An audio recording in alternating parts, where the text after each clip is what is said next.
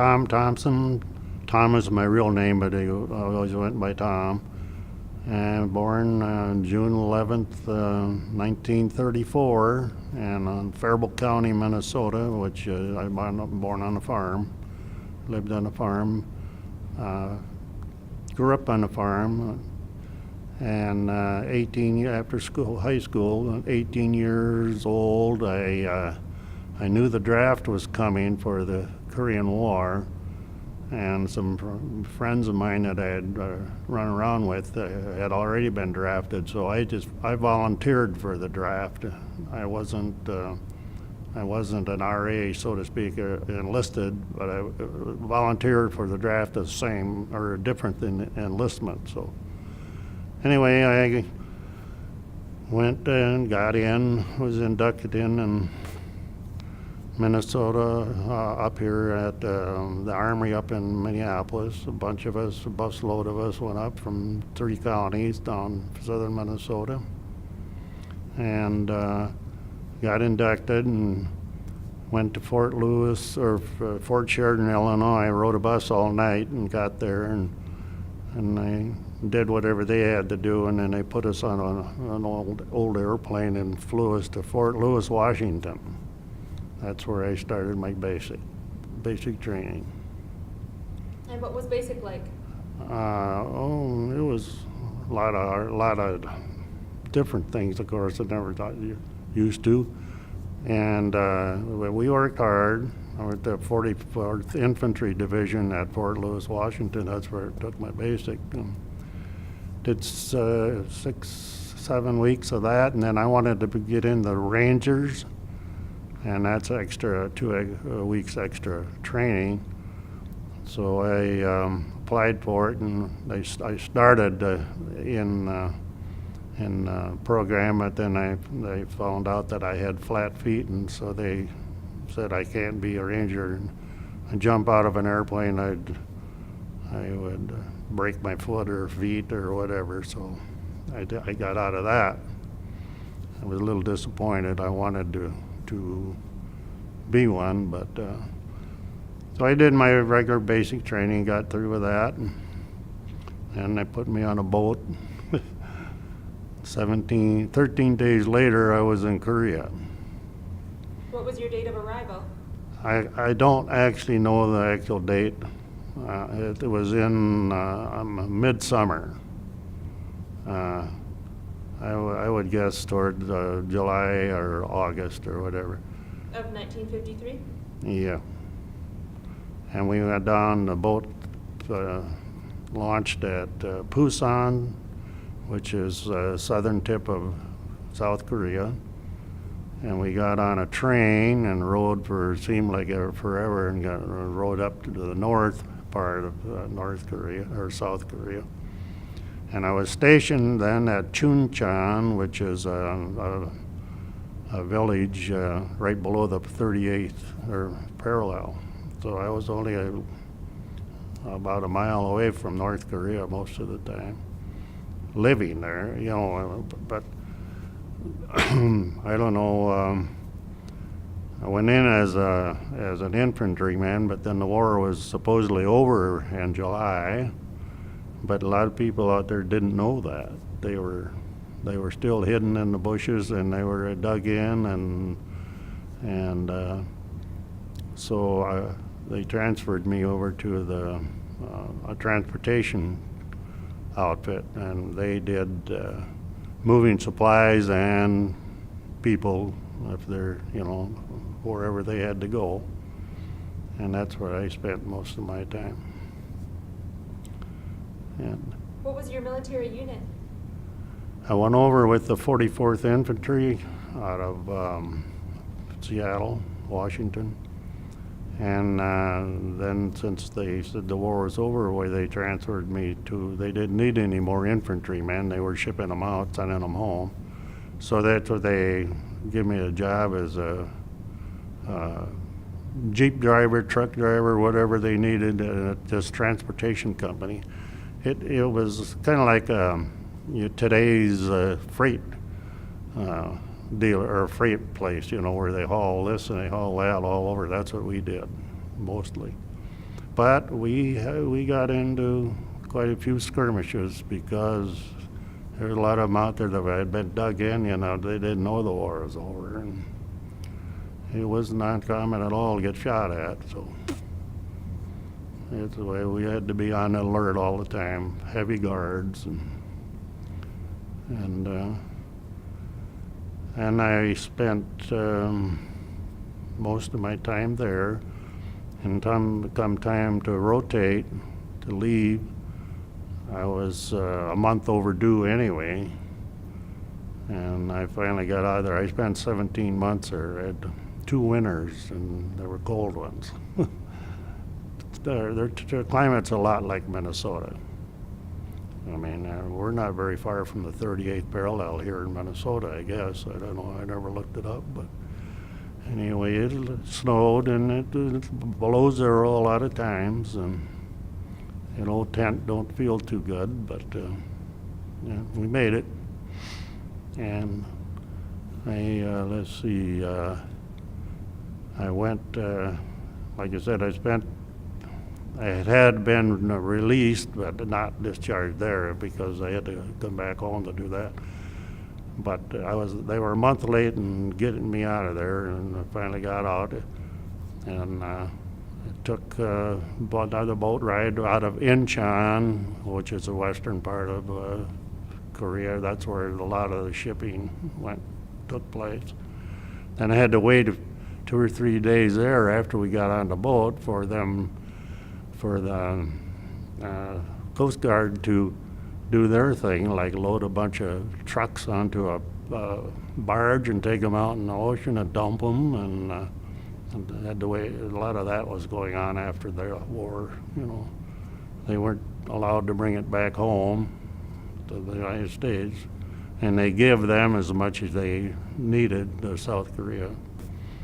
And finally got going, and then take the big boat ride around back down to Busan, and then headed home. Took 13 days to get home. No, I got that wrong. It took 17 days to get home. Took 13 to get over there, and I spent 3 days, 3 nights in a typhoon up in the Aleutian Islands on the way over, and that's quite a ride in the boat there. We had big waves and storms, but we got through that too. Supposedly in enemy territory, so they had to stand guard and stand outside on that boat, tied to the inside. They have these rails and that, and they tie it to that so you didn't get washed overboard when the waves hit. And I got home,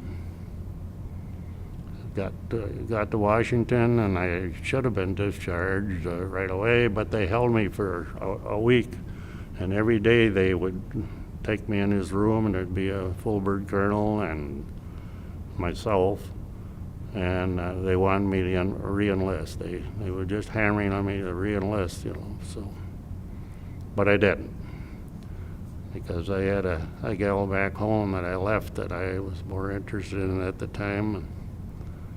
So I got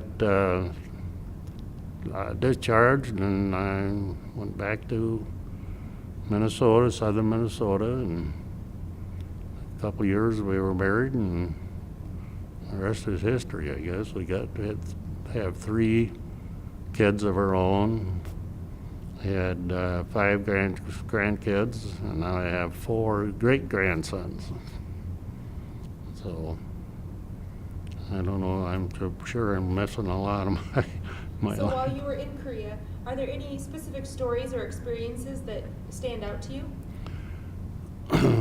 I think there's a lot of them, but to sum it all up, it was the devastation and the bad things that went on over there, you know, that those poor people, the kids, the little ones, they're the ones that really tear at my heart anyway, always have. You know, like these little grandsons I got these great grandsons, boy, I just can't wait to see them.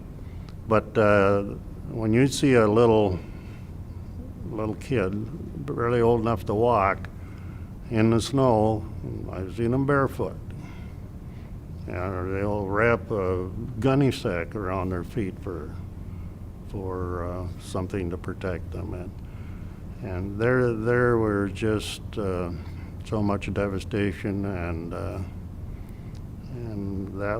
that's what got me the most, as far as being shot at or whatever. And that but it was the kids that I don't know how many of them were killed during the war. I mean, they had nowhere to go. Either the mountains or the rice paddies, That's what. Always wet over there. It seemed like it was always wet, either snowing or raining, or of course they raised rice, So they get. So. Can you tell me about some of the skirmishes that were taking place after the signing of the armistice? Well, we had different ones. Driving a deuce and a half. That's a 2.5 ton truck. Never know what the cargo would be. It could be anything from fuel oil barrels to troops. And we were, driving what little roads I had, and pretty soon all heck break loose, and there would be somebody dug in, and we'd drive into it, and that happened often, Like, was July, middle of July, I believe they signed a truce, so to speak. But we never had a war. They had a police action. That was a big thing, hard to accept. And that's why we've always been classified as the forgotten war. And that their skirmish, I call it a skirmish or ambush, a lot of ambushing going on. Drive down the road, and this guy, there was a box, probably so square, laying in the middle of the road. Drove over it, and boom, it blew up the truck and everything, and stuff like that. As little things. And I assume they didn't know that the war was over, or they're supposed to be over with, or they just didn't want to give up. That hard to figure out anyway. So. What kind of friendships or camaraderie do you feel like you formed through your service? I had 2 real good friends. Matter of fact, the question before was that what my duties, so to speak, when I got up there and I got put in this company, transportation company. The squad that I was in, the fellow, a big black fellow from Nebraska, he just kind of took me under his arm, and he knew I was new. He knew I was a new guy, and I got along real good with him. And he rotated out of there probably 2 or 3 months after I got there, and he insisted with the company commander that I take over his squad as a squad leader, well, basically squad leader. It wasn't the first sergeant by no means, but anyway, I did, and I had it till I left. And he was one of my favorites. We had one more guy from Minnesota, a guy by the name of Lloyd Vangsted, but never, after we parted from there, and never saw him again, never heard from him. We'd send him Christmas cards and that, but he never replied, so I don't know what happened to the guy. And but that was pretty hard to get really close to anybody, because they're coming and going all the time, they're very, like I was there and some were leaving and so on and so forth. But anyway, after my, I was supposed to get out of there in 16 months. Well, that time I went up, and I still waiting and waiting. Every day I would be sitting on my duffel bag when that truck come in to holler your name off. You had 5 minutes to get on there and get out of there. So that's what, but 17 months I stayed there. And that's a long time in that country. Can you kind of paint me a picture of what did it look like? What was it like during that time? What do you mean? Like visually. Okay. Anywhere you look, you'll see mountains. They're not high mountains. They're not Rockies, big Rockies. And then down in the valleys and on the plateaus, you'll see rice paddies, and that's basically the scenery. There wasn't much left of the landscaping after all that bombing and all that, but it's kind of ironic. We had about a mile from our camp, there was a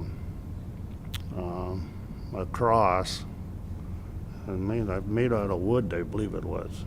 It was a regular car, pretty good, pretty high. It was probably 10 foot high. And the trees all around were gone. They were all blowed out or, burnt out or whatever. But that cross was standing pretty steady and we had a lot of church services out in the open because we didn't have no church by no means. And one of the last things our company did before most of us departed was we built kind of a club, if you will, out of whatever scrap iron, scrap metal, or whatever, tin, wood, whatever we could get together. We built it for the guys who were still there, kind of a club like a VFW or that type of thing, but it wasn't. And I don't know, I guess they used it. I left. What did you know about Korea before you went over? Nothing other than about the war. I didn't really. And I didn't know. I have relatives that were in, one cousin that was over there, but I never got to talk to him about it. So I really knew nothing about it other than it was cold and it was mountainous and that type of thing. And really, the first couple years of the war, there a lot of GIs lost their feet or from frostbite, and until they come with a Korean boot, they called it. And that was a big savings on keeping their feet dry. We used to wash our socks out in the river, put them in our armpits to dry them out. And then you had to chop a hole in the ice to do that. If you were on the move, most of the time we were at camp, if we could go out, go back. But the Korean women usually would do the laundry for the company, for our whole company, and they did a good job. Probably got, I don't know how much they got for it, but it seems to me it was spent like $1, maybe. It cost me maybe $1 for having all my uniforms cleaned and pressed, and I don't know where they did it. It had to have been by the river because, or they carried the waters somewhere, because I saw that a lot on the roads that these little villages that were left. Yeah. I just feel sorry for them, but I've never known a country to be so appreciative as they are. They just bend over backwards to make amends, and they treat us, they're always sending us some kind of medals, and freedom, peace, and all kinds of medals that even the president of South Korea gets involved in it. I don't know if any of the other guys have told you that, but we had two two of their officers come over here a couple of years ago and presented us with the Peace Medal right from the president of South Korea. And there's a Korean gentleman up in Minneapolis area, Arden Hills area. Every year he puts on a picnic for all Korean veterans. He gets up to 300-400 vets up there. He calls, he's a professor, he's in a college, and he's just a nice guy, and they just appreciate everything we do, and they, just a little bit too much sometimes. But I've had opportunity, I still do, but I can't take the plane ride no more. I would like to go back now. I have a book, Then and Now, and when I left it was then. It was just, just shambles, Now it is one of the top 5 industrial cities in the world. And they got beautiful skyscrapers and buildings. There are 10 million people in one city. About the size of Minneapolis, St. Paul together, but outdo them like anybody. They're up with New York in population, and so yeah, that's, I don't know. My wife gives me heck every once in a while because she said, you don't talk about it enough, Well, for a long time I didn't, but once in a while I got a son that spent 26 years in the Air Force, and he understood me pretty good, But, it's just too bad that has to happen in the world, anywhere. No good. And nobody wins. What was the date that you returned home? Well, to the best of my discharge papers are in a lockbox in the bank, and I didn't go get it because then I don't remember the exact date, but it was in April, first part of April. I got home. Of what year? 1955. And what was it like transitioning back to civilian life? Well, it was not easy. I mean, you weren't accepted. I mean, it isn't like Vietnam and them guys. They didn't get it either, and it wasn't quite the when I got off the boat in Seattle. When I come back, I got a cup of coffee and a donut from the Red Cross. That was my reception. But I was glad to be home. Glad to made it and all that.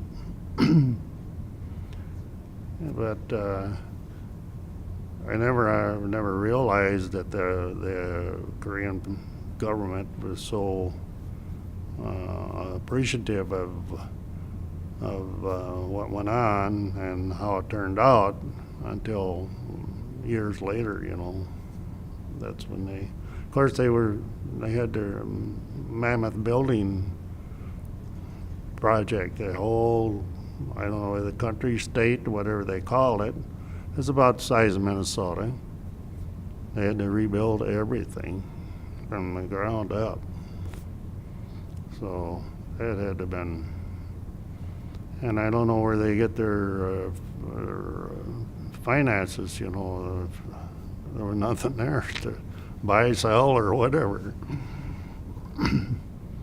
They make it, and I guess they're building some pretty nice automobiles and machinery and their high-tech stuff. They're real big in that. And I know I'd buy something there long before I'd go buy from China. So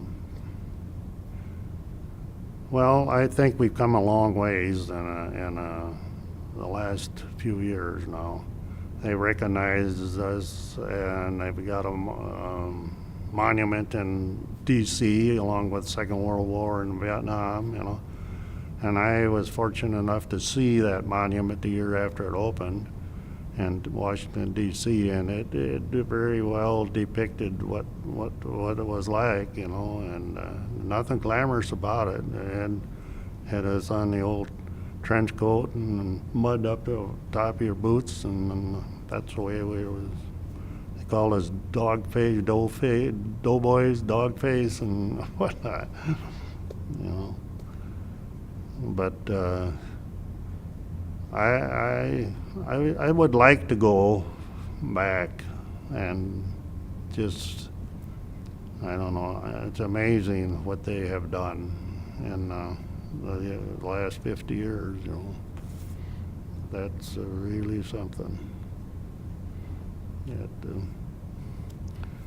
And I don't know, I can't think of everything I did a lot of living in 17 months, I'll tell you that. But it was, I feel proud that I did my part, you know, whatever, you know, amounted to. Out of,